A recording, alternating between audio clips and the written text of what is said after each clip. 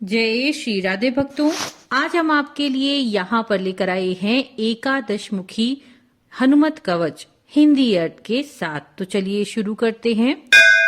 लोपामुद्रा उवाच कुंभोद्भव दया सिंधो श्रुतम हनुमतः प्रभो यंत्रम मंत्रादिकम सर्वम त्वन्मुखोदीरितम मया दयाम कुरु मयि प्राणनाथ वेदितो मुहुत्सहे कवचम वायुपुत्रस्य एकादश मुखात्मनः इत्येवं वचनं श्रुत्वा प्रियायाः प्रशयान्वितं वक्तुं प्रचक्रमे तत्र लोपामुद्रां प्रति प्रभु। अर्थात महर्षि अगस्त्य की पत्नी लोपामुद्रा ने अगस्त्य जी से कहा, हे कृपा सिंधु, कुंभ से उत्पन्न प्राणनाथ, आपने मुझे अपने श्रीमुख से हनुमान जी का यंत्र मंत्र तंत्र आदि सभी कुछ बताया। अब पवन सुत एकादश मुख वाले हनुमान जी के कवच को जानने की मेरी इच्छा है, जिसे आप बताने की कृपा करें। अपनी प्रिय पत्नी के वचन सुनकर अगस्त्य जी ने लोपामुद्रा से इस प्रकार कहा। अगस्त्य उवाच नमस्कृत्वा रामदूतम हनुमंतम महामतिम ब्रह्म प्रोक्तम तु कवचम शृणु सुंदरी सादरात। अर्थात हे सुंदरी, सृष्टिकर्ता ब्रह्मा जी के द्वारा कथित एकादश मुख हनुमान जी के कवच का वर्णन मैं करता हूँ, जिसे तुम श्रद्धा भक्ति से सावधानी पूर्वक सुनो।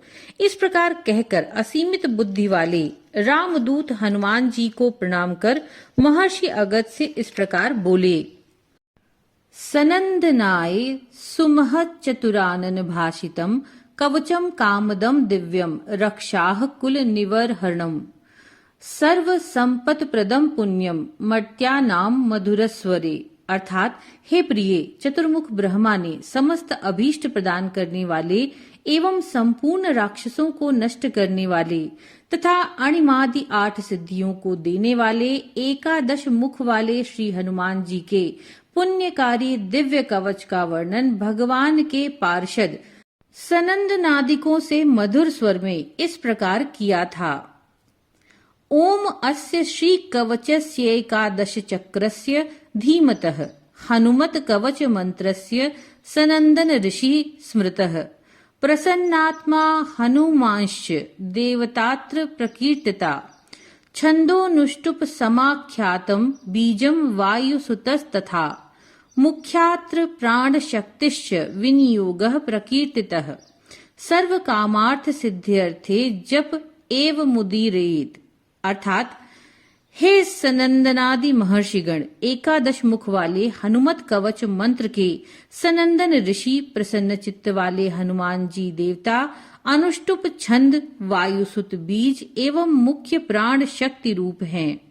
साधक को चाहिए कि वह दाहिने हाथ में जल लेकर ओम अस्य श्री कवचस्य एकादश वक्त्रस्य इत्यादि देश काल का उच्चारण करते हुए सर्व कामार्थ सिद्ध्यर्थे जपे विनियोगः तक बोलकर भूमि पर जल छोड़ दे। ओम स्फ्रेम बीज शक्ति घृक पातु शिरो में पवनात्मजः इति अंगुष्ठाभ्याम नमः क्रौम बीजात्मा नयनयोः पातु माम वानरेश्वरः इति तर्जनीभ्याम नमः। ओम क्षम बीज रूपी कर्णौ में सीता शोक विनाशिनः इति मध्याभ्याम नमः।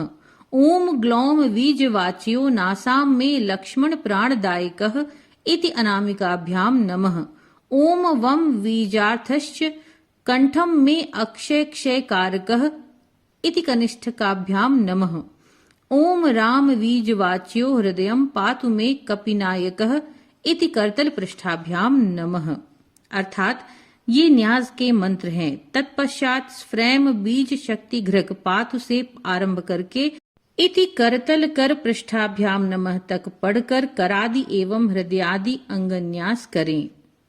मूल कवच। ओम वम वीर्ज कीर्तितः पातु बाहु में चांजनी सुतः ओम राम बीजम राक्षसेन्द्रस्य दर्पः पातु चोदरम सौम बीजमयो मध्यम पातु लंका विदाहकः रीम बीजधरो पातु गुह्यम में पातु देवेंद्र वंदितः रम बीजात्मा सदा पातु चोरु में वरिधि लंघनः सुग्रीव सचिवः पातु जानुनी में मनोजवः अर्थात वम बीज युक्त अंजनी सुत मेरे दोनों भुजाओं की, राम बीज युक्त रावण के अभिमान को नष्ट करने वाले दर्पहा पेट की, 100 बीज सहित लंका विदाहक नाभ की, रीम बीज वाले देवेंद्र वंदित गुह्य अंगों की, रम बीजात्मक दोनों घुटनों की, सुग्रीव मंत्री मनोजव मेरे जानुओं की रक्षा करें। आपदा मस्तकम पातु रामदूतो महाबलः, पूर्वे वानर वक्त्रो माम चाग्नेयाम क्षत्रियांतकृत, दक्षिणे नारसिंहस्तु नैत्रित्याम गणनायकः, वारुण्याम दिशि मामव्यात खगवक्त्रो हरीश्वर, वायव्याम भैरव मुखः, कौबैर्याम पातु मे सदा, क्रोडास्यः पातु माम नित्यमीशान्याम रुद्र रूप गृक। अर्थात इसी प्रकार महाबली रामदूत पैर से लेकर मस्तक पर्यंत मेरे सभी अंगों की रक्षा करें तथा वानर मुख वाले पूर्व दिशा में, परशुराम आकृति वाले आग्नेय में, नारसिंह मुख वाले दक्षिण में, गणेश मुख वाले नैऋत्य में एवं गरुण मुख वाले कपीश्वर पश्चिम में, भैरव मुख वाले वायव्य में, वराह मुख वाले उत्तर में तथा रुद्र मुख वाले ईशान दिशा में निरंतर मेरी रक्षा करें।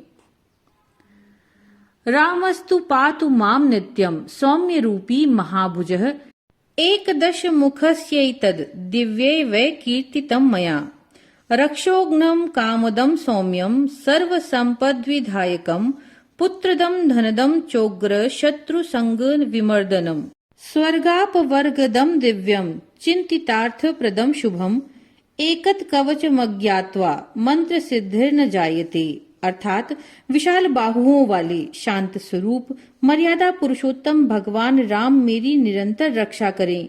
इस प्रकार मैंने आपसे राक्षसों को नष्ट करने वाले सर्वाभीष्टप्रद सौम्य सर्व संपत्ति प्रदायक पुत्र एवं धनप्रद तथा समस्त शत्रु और उनकी संपत्ति विनाशक अभीष्ट मनोरथ पूर्ण करने वाले स्वर्ग मोक्षप्रद एकादश मुख वाले हनुमान जी के इस दिव्य कवच का वर्णन किया है।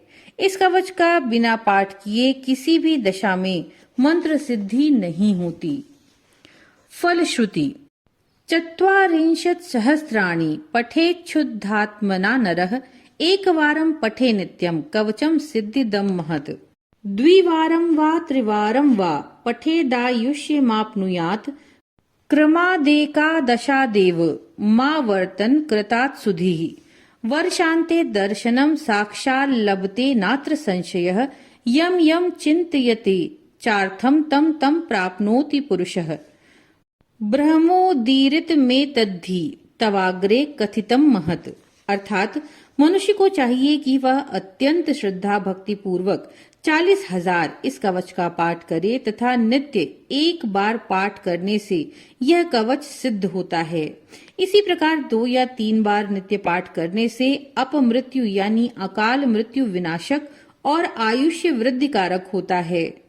जो मनुष्य इस कवच का प्रतिदिन 11 बार पाठ करता है उसे वर्ष भर के भीतर निश्चय ही हनुमान जी के साक्षात दर्शन प्राप्त होते हैं और वह जिस जिस कामनाओं की सिद्धि करता है वे सभी अवश्य पूर्ण होती हैं। हे प्रिय, ब्रह्मा जी ने सनंदनादि ऋषियों से जिस प्रकार इस कवच का वर्णन किया था उसे मैंने तुम्हारे समक्ष संपूर्ण रूप से कहा। इत्येव मुक्त्वा वचनम महर्षिस्तूष्णीं वभुवेन्दुमुखीं निरीक्ष्य संहृष्ट चेतापि तदा तदीय पादौ ननामाति मुदा स्वभर्तुः। अर्थात इस प्रकार महर्षि अगस्त से इस कवच का चंद्रमुखी लोपा मुद्रा के समक्ष वर्णन करके मौन हो गए। तत्पश्चात अत्यंत प्रसन्नचित वाली उन लोपा मुद्रा जी ने अपने पति अगस्त जी के चरणों में अत्यंत श्रद्धा भक्ति पूर्वक नमन किया। इति इत्यगस्त्य संहितायाम एकादश मुखी हनुमत कवचम संपूर्णम। नमो नारायण।